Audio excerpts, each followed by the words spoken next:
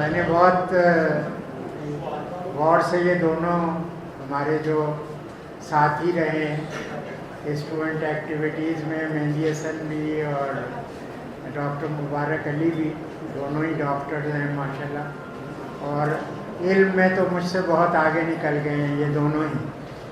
لیکن یہ بہت اہم بات ہے پاکستان کے لیے، اس بات کی بہت ضرورت ہے کہ نوجوان اور خصوصاً طالب علم جو ہیں وہ منظم ہوں، اور وہ منظم ہوں ایسی سرگرمیوں میں جن کا تعلق پاکستان کے مسائل سے ہو، اس سے آگاہی ہو. اور اس میں سب سے اہم مسئلہ یہ ہے کہ پاکستان میں اس وقت تقریباً ایک تو کوئی 30 سے لے کے 40% آبادی خطے غربت سے نیچے ہے، یعنی ان کی آمدنی جو ہے وہ اس قدر کم ہے کہ ان کو غربت میں زندگی بسر کرنی پڑ رہی ہے. 18 کروڑ میں آپ اندازہ لگا لیں کہ یہ کتنی آبادی ہوئی، 8 کروڑ کے قریب ہوئی. اس کے علاوہ تقریباً آدھی آبادی جو ہے وہ یعنی ان لوگوں کی ہے جن کی عمریں یعنی 25 سال یا اس سے نیچے اس طریقے سے ہیں. اب یہ بھی آپ اندازہ لگائیں کہ تقریباً 8 کروڑ یہ لوگ ہوں گے جن میں سے یہاں پر جو بھی اعداد و شمار دیے جاتے ہیں وہ اس قدر غلط ہیں کہ اس میں سے ہارڈلی آپ یہ کہہ سکتے ہیں کہ 30% لوگ جو ہیں وہ کچھ ان کو پڑھے لکھے لوگوں میں شمار کیا جا سکتا ہے. اچھا، جو صورتحال ہے اس وقت پاکستان میں لوگوں کی آمدنی کی، اس کے حوالے سے تو اب آپ جو سرکاری ادارے ہیں ان میں بھی تعلیم حاصل نہیں کر سکتے. مطلب اب ہم لوگ جب پڑھتے تھے، میں، مبارک، ڈاکٹر مہندی حسن، ہم لوگ یونیورسٹی میں 13 روپے فیس دیتے تھے. اب پاکستان میں میرے پوتے جس اسکول میں پڑھتے ہیں ان میں 13,000 روپے فیس ہے، ورنہ وہ تعلیم حاصل نہیں کر سکتے جس میں وہ یہاں کی زندگی کی دوڑ میں شامل ہو سکیں اور اس میں کم از کم مڈل کلاس کا اسٹیٹس حاصل کر سکیں. نتیجہ کیا ہوگا اس کا؟ نتیجہ یہ ہوگا کہ پاکستان میں اب نہیں تو میں یقین سے کہہ سکتا ہوں کہ 4-5 سال کے اندر پاکستان میں سن 47 سے زیادہ خون خرابہ ہوگا، اور اس کے اندر نوجوان قتل بھی کر رہے ہوں گے اور قتل ہو بھی رہے ہوں گے. اور یہ سلسلہ پاکستان کے بعض علاقوں میں شروع ہے اور رکا نہیں ہے. اگر رکا ہے تو بہت ہی عارضی طور کے اوپر یہ رکا ہوا ہے. کیسے پاکستان ترقی کر سکتا ہے جب اس میں تعلیم نہ ہو؟ اور اس کا یعنی یہ ابھی یہاں ذکر کیا، جب میں یونیورسٹی میں پڑھ رہا تھا تو میں 55 روپے پہ شام کے ایک اسکول میں پڑھاتا تھا، 5 پیریڈ، اور 2 جوڑے کپڑے ہوتے تھے میرے پاس. اور جب میں صدارت کا الیکشن لڑا، میرا کوئی پیسہ، 1 پیسہ اسٹوڈنٹ یونین کی صدارت میں نہیں، نہ وہاں صرف ہوا، نہ میں جب اسلامیہ کالج سول لائنس میں یہاں پہ 59 میں الیکشن لڑا جب بھی میرا کوئی پیسہ نہیں صرف ہوا تھا. اب یہ ساری چیز جو ہے اس کو اس طریقے سے یا یہ کہہ سکتے ہیں کہ پاکستان کے ان لوگوں نے جنہوں نے ٹیکس چوری کیا ہے، جنہوں نے اسمگلنگ کی ہے، جنہوں نے نارکوٹکس فروخت کیے ہیں، جنہوں نے نوجوانوں کی زندگیاں برباد کی ہیں، یہ ان سب لوگوں کا نظام ہے اس وقت جو ہے. اگر آپ اسی نظام کو رکھنا چاہتے ہیں تو بے شک آپ رکھیں اور اس کے نتیجہ بھی بھگتنے کے لیے تیار ہو. دوسرا راستہ یہ ہے کہ نوجوان طبقہ جو ہے یہاں کا وہ اس جدوجہد کو لے کے آگے بڑھے جس کا ابھی یہاں پہ جواد احمد وغیرہ اور جو ساتھی ہیں انہوں نے اپنا بیڑا اٹھایا ہے. تو یہ بہت اچھا کام ہے، لیکن یہ اسی وقت کامیاب ہو سکتا ہے کہ جب اس میں ملک گیر سطح کے اوپر ان باتوں کو، ان حقائق کو سمجھا جائے. اس واسطے کہ پاکستان میں نہ تو صنعت کاری ہو رہی ہے، نہ یہاں پر انڈسٹری اس طریقے کی لگ رہی ہے، نہ یہاں لینڈ ریفارم ہوئی ہے. یہاں بعض لوگ ہیں جن کے پاس ایک آدمی تو ایسا ہے جس کے پاس 1.25 لاکھ ایکڑ زمین ہے. ایک خاندان ایسا ہے چانڈیوں سے، اور مطلب بھٹو خاندان کے پاس بھی ہزاروں ایکڑ زمین ہے.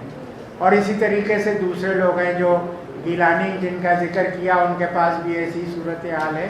اور پھر اس کے اوپر کرپشن کا پیسہ ہے، اور کرپشن جو ہے وہ پاکستان کو مزید یعنی مقروض کرنے کے بعد وہ سرمایہ حاصل ہو رہا ہے. پاکستان کی معاشی صورتحال انتہائی مخدوش ہے. آپ یہ دیکھیں کہ آپ لوگ جو یہاں پہ ایم اے پاس کرتا ہے، گریجویشن کرتا ہے، بغیر رشوت دیے ہوئے، بغیر بہت ہی طاقتور کسی آدمی کی سفارش کے اس کو ملازمت نہیں مل سکتی. اور اس کے بعد ملازمت کی جو چوائسیز ہیں وہ بھی اس بنیاد پہ ہوتی ہیں کہ آپ اگر پولیس میں نوکری کرنا چاہتے ہیں اس کا ریٹ یہ ہے، اگر آپ کسٹم میں نوکری کرنا چاہتے ہیں اس کا ریٹ یہ ہے. جو سب سے خراب جہاں پر کچھ بھی نہیں ہے وہ اسکول کی اس کو ملازمت دے دی جاتی ہے، اور اس نے پاکستان میں تعلیم کا بیڑا غرق کر دیا ہے. ہمارے بھی استاد تھے جن بیچاروں کو 60-65 روپے تنخواہ ملتی تھی، لیکن انہوں نے ہمیں اردو بھی پڑھائی، انگریزی بھی پڑھائی، سائنس بھی پڑھائی، میتھمیٹکس بھی پڑھائی، اور ہم لوگ کمپیٹ کرتے تھے. ان اسکولوں میں پڑھے، ٹاٹ اسکولوں میں، لیکن ہم چیفز کالج کے اسٹوڈنٹس کے ساتھ کمپیٹ کر سکتے تھے. تو میں سمجھتا ہوں کہ بغیر ایک ریوائول کیس کے ایسا نہیں ہو سکتا.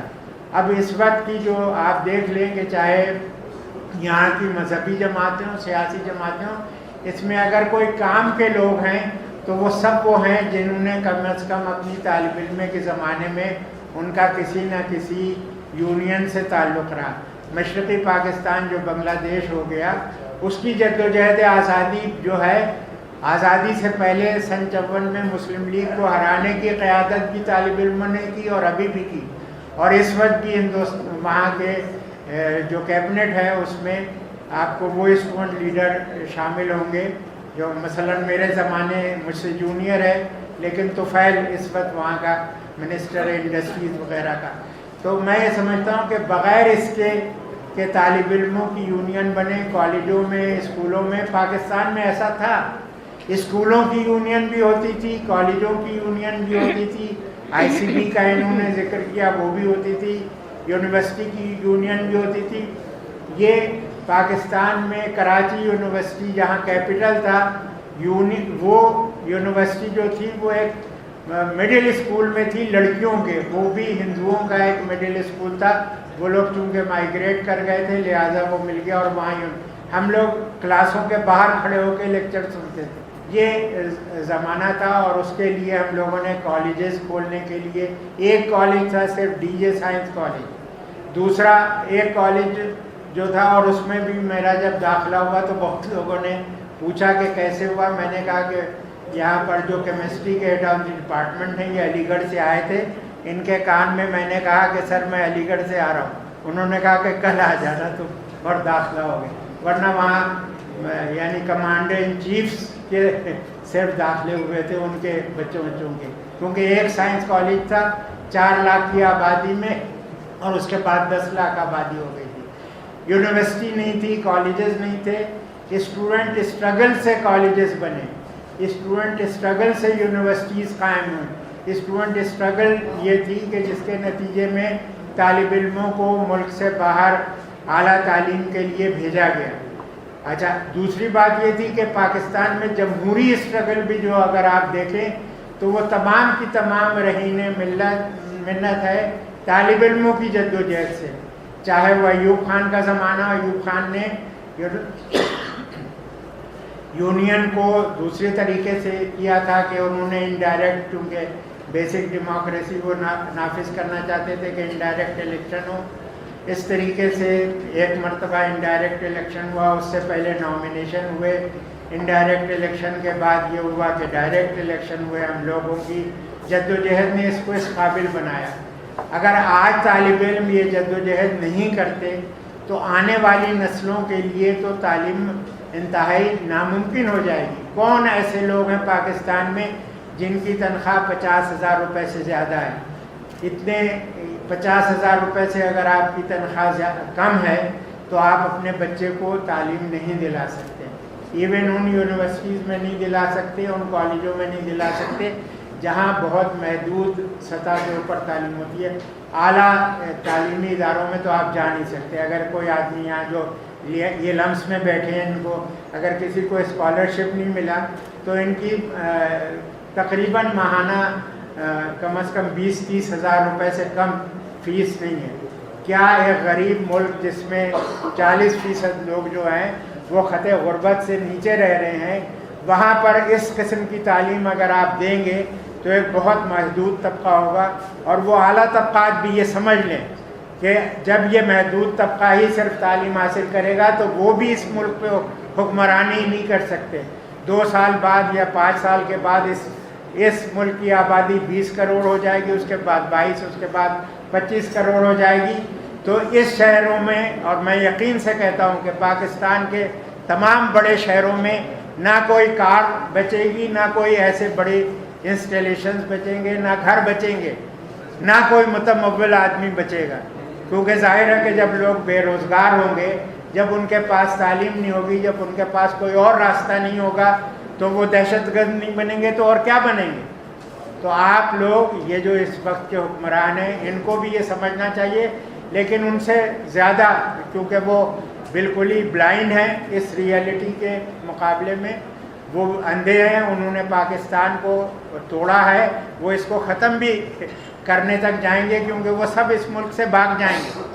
لیکن یہاں کے 18 کروڑ 20 کروڑ عوام نہیں بھاگ سکتے اس ملک سے. ان کو یہیں رہنا ہے اور ان کو یہیں بہتری کے لیے، تبدیلی لانے کے لیے کوشش کرنی ہے. اور اس میں اس کا حراول دستہ صرف اور صرف طالب علم ہو سکتے ہیں اور مزدور طبقے کے لوگ ہو سکتے ہیں، وہ بھی جو کرپشن نہ کر رہے ہوں. اگر وہ چوری چکاری سے مزدور کام کر رہے ہیں تو وہ لوگ اس میں حصہ نہیں لے سکیں گے. صرف وہی لوگ اس کے لیے کوشش کریں گے اور کام کریں گے. یہ لوگ مل کے یہ کر سکتے ہیں. میں آپ کو بتاؤں کہ ضیاء الحق نے جب ہمیں بھی قلعے بھیجا تو اس وقت ان کا پہلا آرڈر یہ تھا کہ کسی صورت سے طالب علموں کی، جرنلسٹوں کی اور مزدوروں کی یونین کو اکٹھے نہ ہونے دیا جائے، کیونکہ اگر یہ اکٹھے ہو جائیں گے تو یہ یہاں پر ہمارے وہ اقتدار کو نہیں رہنے دیں گے. اور اس کے لیے یہ ٹارچر کیمپ ہوتا تھا یہاں، اس کا میں ذکر نہیں کرنا چاہتا، اس سے آپ کو ڈرانا مقصود نہیں ہے. یہ ہوتے تھے یہاں ٹارچر کیمپ ہوتے تھے. تو بجائے اس کے کہ لوگ ایک دوسرے کے لیے ٹارچر کیمپ بنائے، جیسے کراچی میں بنائے، MQM والوں نے بھی بنائے، دوسروں نے بھی بنائے. ایک طرف رینجرز بنا رہے ہیں ٹارچر کیمپ، دوسری طرف MQM بناتی ہے ٹارچر کیمپ. تو اگر آپ نے اس طرف نہیں بڑھنا ہے تو ضرورت اس بات کی ہے، اور اس میں پنجاب کے طالب علموں پہ، کیونکہ پنجاب کی آبادی جو ہے وہ ملک کے آدھی آبادی سے زیادہ ہے، اس کا نمائندگی بھی آدھے سے زیادہ ہے. یہ آپ کی ذمہ داری ہے کہ آپ یہاں پر ایک ایسی تحریک منظم کریں جس کے نتیجے میں اسٹوڈنٹس یونین بھی بحال ہوں، ورکرز کی بھی آرگنائزیشن بحال ہوں، اور آپ یہ جو کسان ہیں ان کی بھی تنظیم سازی ہو، اور یہ لوگ مل کے جد و جہد کر سکتے ہیں، جس سے پاکستان بھی بچ سکتا ہے اور یہ معاشرہ بھی بہتری کی طرف جا سکتا ہے. بہت شکریہ.